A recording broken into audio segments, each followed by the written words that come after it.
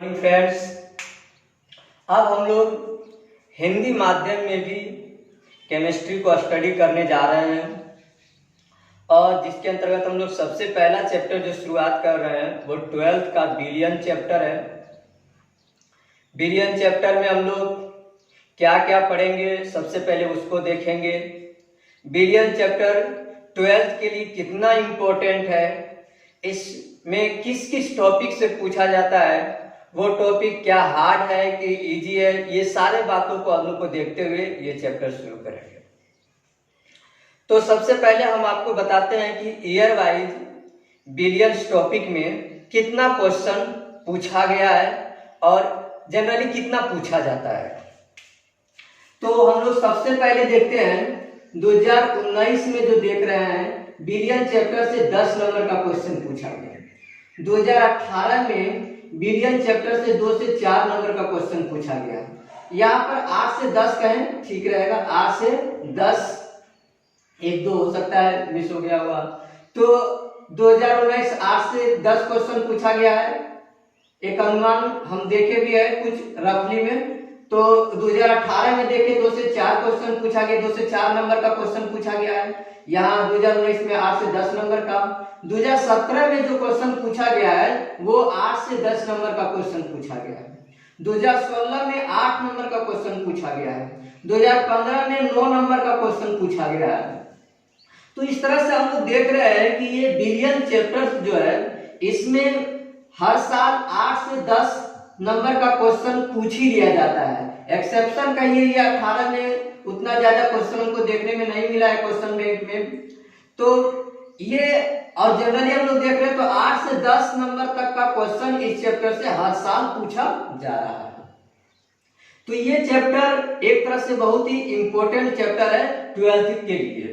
और ये आप देखिएगा तो इसमें क्वेश्चन कहां से पूछा जा रहा है, तो यहां से वाष्प दाब से, वाष्प दाब का अवनमन, ठोस के वाष्प दाब, हिमांक अवनमन, क्वथनांक हिमांक अवनमन, ये सारे टॉपिक बहुत इजी है, थ्योरी के टॉपिक है और ये टॉपिक बहुत इजी है।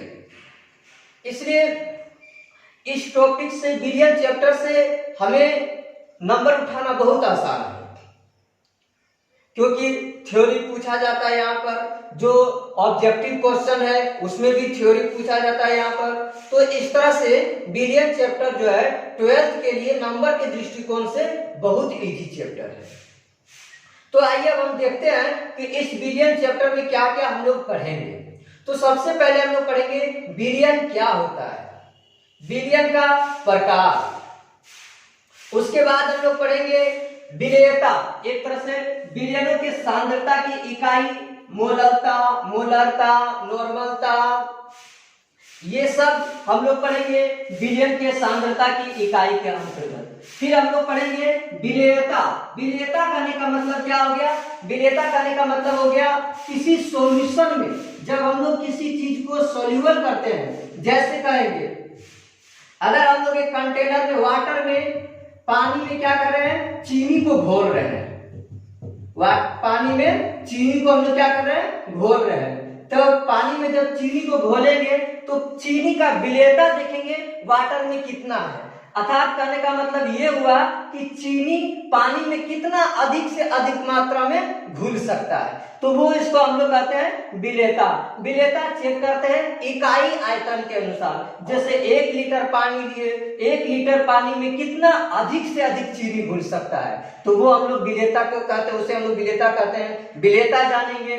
फिर हम लोग देखेंगे गैस, जैसे चीनी, चीनी क्या हो गया, तो चीनी हो गया ठोस। ठोस को पानी में क्या कर रहे हैं, ठोस को द्रव में विलेयता, ठोस की द्रव में विलेयता को हम लोग देख रहे थे। कह रहा है कि किसको हम लोग पढ़ना है, गैस की द्रव में विलेयता। गैस की द्रव में विलेयता का एक अच्छा एग्जांपल जो हम लोग क्या स्टूडेंट लाइफ में बहुत सारा देखते हैं, कोल्ड ड्रिंक्स हम लोग पीते हैं। कोल्ड ड्रिंक्स पीते हैं तो हम लोग क्या दिखते हैं, कोल्ड ड्रिंक्स के जब हम लोग खोलते हैं तो उसके बोतल से बुलबुला करके बाहर निकलता है। तो ये बुलबुला है क्या, ये बुलबुला है CO2। तो पहले इसमें CO2 किस कंडीशन में रहता है, इसमें CO2 ड्रिंक में घुला हुआ रहता है। तो ये CO2 क्या है, गैस है। और ये ड्रिंक में आकर के यहाँ पर क्या हो गया, घुल गया है। तो इसका CO2 का इस ड्रिंक में विलेयता हम लोग इस तरह से देखते हैं, इस तरह से पढ़ते हैं, CO2 का इस ड्रिंक में विलेयता। तो इसी को हम लोग कहते हैं गैसों की द्रव्य विलेयता। ये हम लोग पढ़ेंगे। गैसों की द्रव्य विलेयता को प्रभावित करने वाला कारक, जैसे हम लोग CO2 को इसमें क्या कर रहे हैं, ड्रिंक में विलय कर रहे हैं, घोल रहे हैं, तो कौन ऐसा कारक आएगा, कौन ऐसा फैक्टर होगा जो इसके CO2 को विलेयता को इसमें ड्रिंक में विलेयता बढ़ा देगा या CO2 के विलेयता को ड्रिंक में घटा देगा। तो ये बहुत सारे कारक होता है, जैसे ताप, जैसे दाब, ये सारा ताप, दाब एवं विलायक की प्रकृति, ये सारा होता है जो इसके क्या करता है, विलेयता को घटाता बढ़ाता है। तो ये सब हम लोग पढ़ेंगे कैसे ताप, दाब विलेयता को घटाता बढ़ाता है। उसी तरह से ठोस की द्रव्य विलेयता, कहने का मतलब शुगर का वाटर में जो सोल्यूबल होना घुलता है उसी को हम लोग क्या कहते हैं, ठोस की द्रव्य विलेयता। ये कितना मात्रा में घुल सकता है उसको हम लोग स्टडी करेंगे। फिर जब कोई बंद कंटेनर हम लोग लेते हैं, बंद कंटेनर में हम लोग क्या करते हैं, वाटर रख देते हैं, तो आप जानते हैं कि पानी हमेशा हर टेम्परेचर पर वो क्या होते रहता है, वाष्प बनते रहता है। तो अब आप देखिए जब ये कंटेनर से वाष्प बन करके इसमें भरेगा तो ये वाष्प फिर क्या करेगा, इस वाटर पर दाब लगाएगा, इस वाटर पर क्या करेगा, प्रेशर लगाएगा जब यहाँ पर भर जाएगा तो, और जिसके आधार पर हम लोग प्रेशर कुकर में जो खाना बनाते हैं वो सारा बात हम लोग पढ़ेंगे।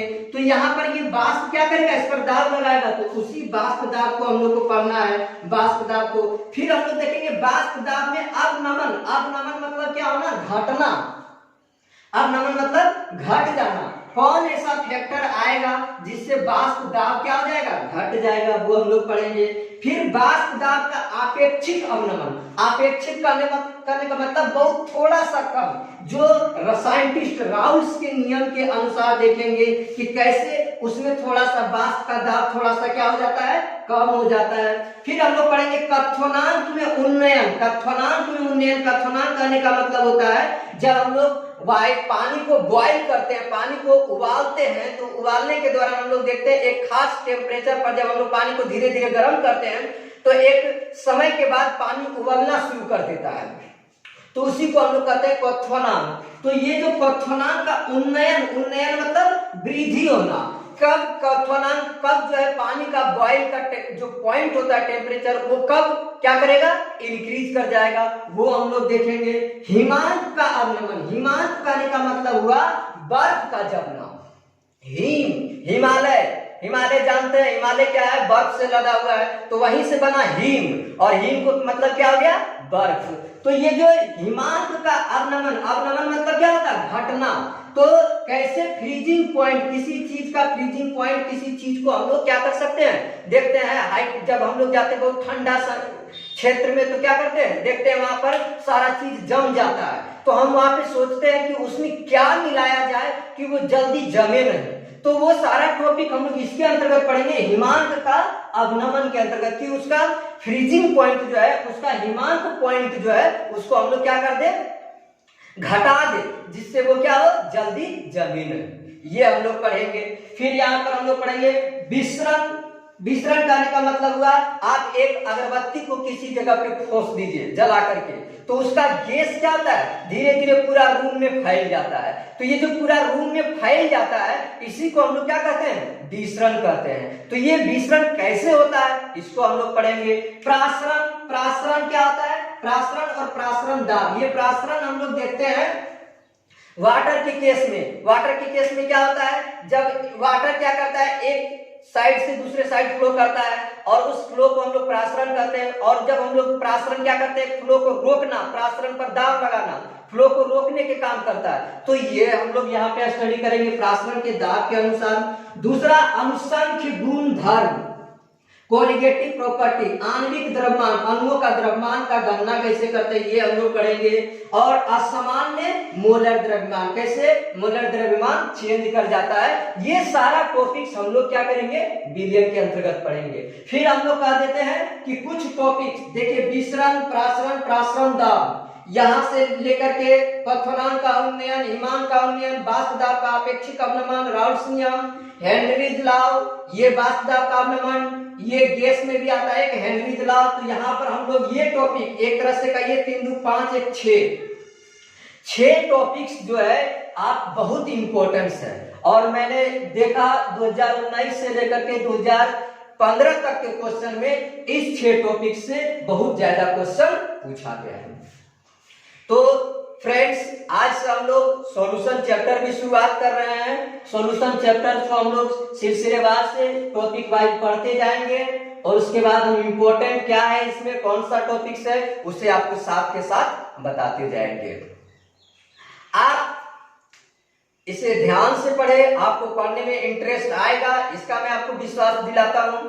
बस अब आप चैनल को सब्सक्राइब कर लीजिए तब कि आपके पास सारा वीडियो पहुंचते रहे। तो आज ही हम लोग शुरू कर देते हैं। विलयन क्या है? पहला टॉपिक क्या है? विलयन तथा विलयन के प्रकार। तो आज हम लोग जानेंगे विलयन क्या है। तो आप सिंपल से समझें।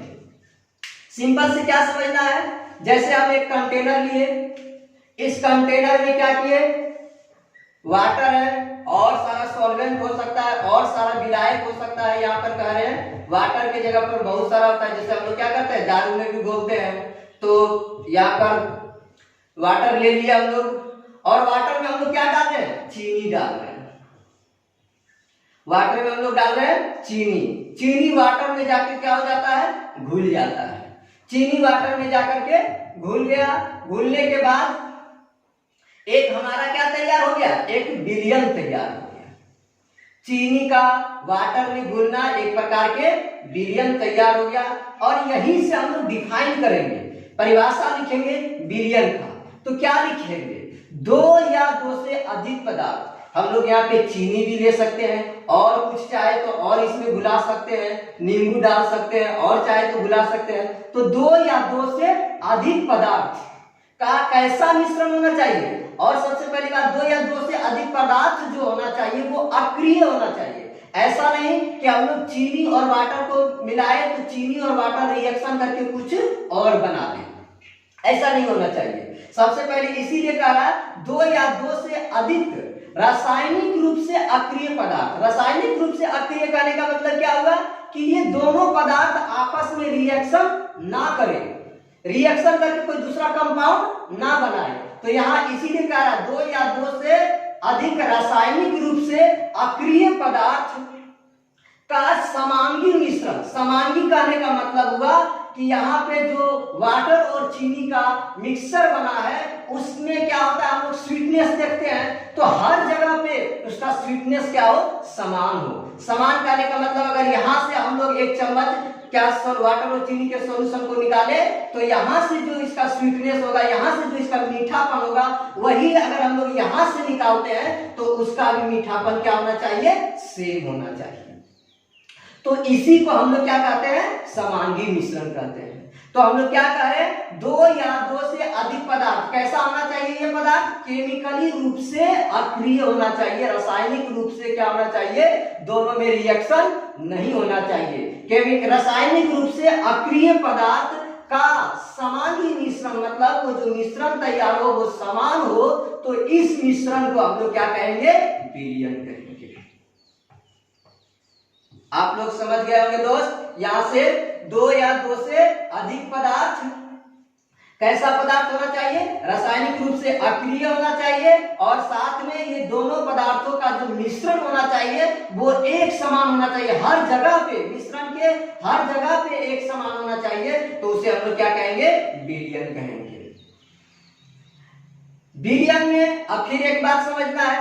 अब अगर यहाँ पर विलयन में हम लोग जैसे 2 पदार्थ का विलयन बनाए, चीनी और सिर्फ पानी का विलयन बनाए, तो इसे हम लोग क्या कहेंगे, द्विघटकीय विलयन। मतलब इसमें 2 घटक है, 2 पदार्थ है, चीनी और एक वाटर। अगर हम लोग क्या किए, यहाँ पे चीनी डाल दिए, उसके बाद क्या डाल दिए, यहाँ पर कुछ और इसमें मिला दिया हम लोग, तीसरा पदार्थ मिला दिए, तो ये 3 पदार्थ हो जाएगा। तो इसे हम लोग क्या कहेंगे, त्रिघटकीय विलयन कहेंगे। अगर इसमें हम लोग 4 सब्सटेंस मिला देंगे तो उसको हम लोग क्या कहेंगे, चतुर्थ घटकीय विलयन कहेंगे। तो यहाँ पर हम लोग घटकीय वर्ड यूज किए हैं, कहीं किताब में आपको द्विअंगीय मिल सकता है, त्रिअंगीय मिल सकता है, चतुर्थ अंगीय मिल सकता है। कहने का मतलब ये हुआ सॉल्यूशन जो हम लोग विलयन जो हम लोग बना रहे हैं वो विलयन में कितने पदार्थ का विलयन है। अगर सिर्फ 2 पदार्थ का विलयन है तो द्विअंगीय विलयन, अगर 3 पदार्थ का विलयन है तो त्रिअंगीय विलयन, अगर 4 पदार्थ का विलयन है तो चतुर्थ अंगीय विलयन इसे हम लोग कहेंगे। यानी विलयन में उपस्थित पदार्थ के आधार पर हम लोग विलयन को कैटेगराइज किए।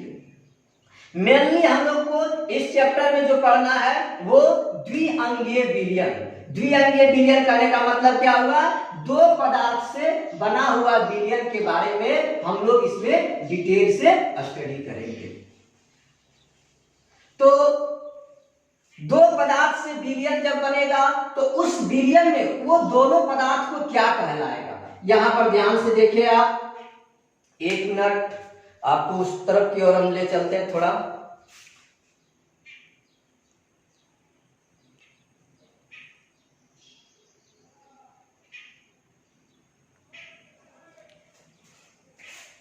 हाँ, यहाँ पे देखिए हम लोग विलयन को जो भी समझाए थे उसका डेफिनेशन लिखे हैं। विलयन क्या, 2 या 2 से अधिक रासायनिक रूप से अक्रिय पदार्थों के सामान्य मिश्रण को विलयन कहते हैं। विलयन में उपस्थित घटक या पदार्थ के आधार पर विलयन हम लोग देख लिए। अब हम लोग बेसिकली किसको पढ़ेंगे, द्विअंगीय विलयन या कहेंगे से द्विघटकीय विलयन। द्विघटकीय विलयन में क्या कह रहे हैं, तो विलयन कितने पदार्थ से मिलकर के बना है, पदार्थ 2 पदार्थ से मिलकर के। मान लिया जाए ये A पदार्थ हो गया और ये क्या हो गया, B पदार्थ हो गया, B सब्सटेंस हो गया। तो अब आप कहिए A को क्या कहे हैं, विलय, B को क्या कहे हैं, विलायक। यानी वैसा विलयन जिसमें द्विअंगीय विलयन हो, जो 2 पदार्थ से मिलकर के बना हुआ हो, उस द्विअंगीय विलयन में हम एक को क्या कह रहे हैं, विलय कह रहे हैं, और एक को क्या कह रहे हैं, विलायक कह रहे हैं। क्यों कह रहे हैं, क्या किस नेचर के आधार पे कह रहे हैं, तो वो समझेंगे यहाँ पर। देखिए विलय हम किसको कह रहे हैं, आप एक देहाती में भाषा में समझते होंगे। बहुत लोग कहता है किसी को खोजता है, खोजने के दौरान में कहता है कहाँ विला गया पता ही नहीं चल रहा है, दिख ही नहीं रहा है। तो मतलब क्या हो गया, मतलब जब हम लोग सॉल्यूशन तैयार कर रहे हैं तो उसमें एक पदार्थ दूसरे पदार्थ में जाकर के विलय हो जाता है, वो दिखता ही नहीं है, सिर्फ उसका क्या होता है, स्वाद हमको महसूस होता है। जैसे हम लोग चीनी पानी का विलयन बनाते हैं तो चीनी क्या हो जाता है, पानी में जाके विलय हो जाता है।